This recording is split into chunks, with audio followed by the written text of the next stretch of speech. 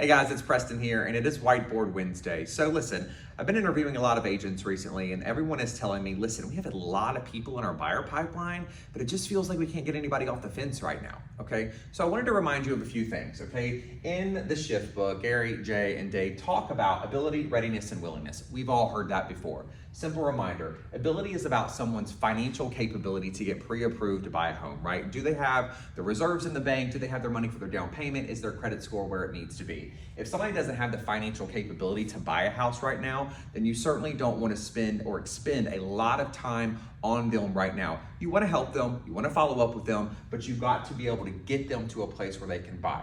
Those are not your priority buyers.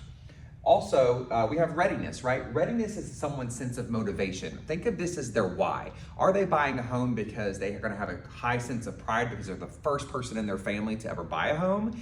Is this they're buying a home because they're PCSing to our area? Are they buying a home because they want their kids to go to a better school district, right? So readiness is about their sense of motivation.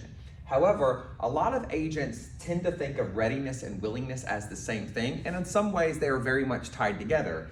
The challenge is, in a shifted market, you really need to spend more time on someone's willingness, which is really about their sense of urgency and their timeline, right? Somebody can be able and they can be ready, but if they have not made the mental and emotional decision to effectively pull the trigger, right, their sense of urgency, then you may be wasting your time. Okay, so this is not a new concept. In my personal team, we have a form that's just called, are you an A, B, or C buyer? And I'm happy to send this out to anybody. I can actually have my team edit it so it doesn't have our logo on it, right? But it's about when you're sitting down in your buyer consultations, it's about truly figuring out and having the customer decide, are they an A buyer? These are people who are just out of a lease. Maybe they've just sold their existing home and they have to buy right now, right?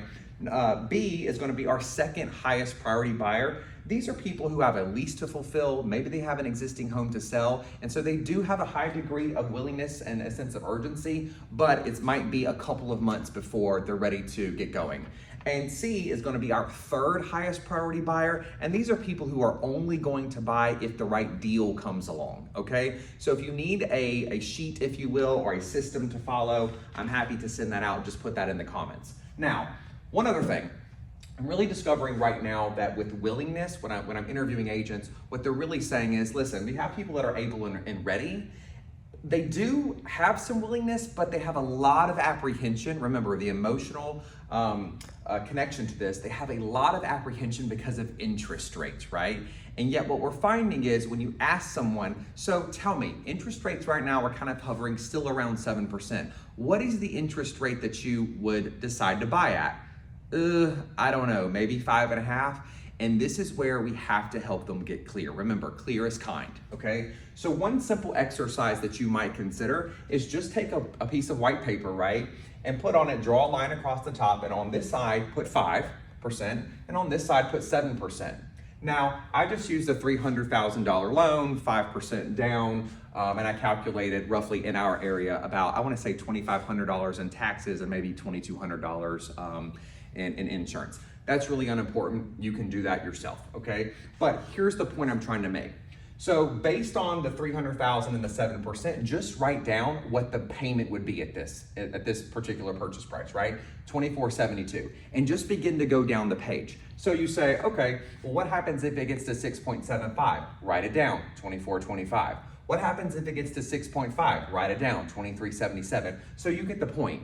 And oftentimes what you will find is those individuals look up and they go, well, I thought it was like 5.5, but quite candidly, I'm totally happy with my payment being $2,285. And that is now the awareness that they could buy if it got to 6%. So what you could do in those cases, right, is just have a simple spreadsheet.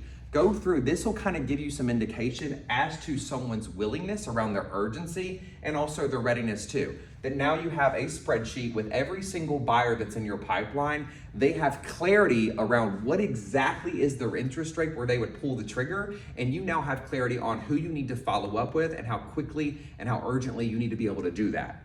By the way, this is also an opportunity for you to introduce, right, buy downs, the concept of a buy down right now.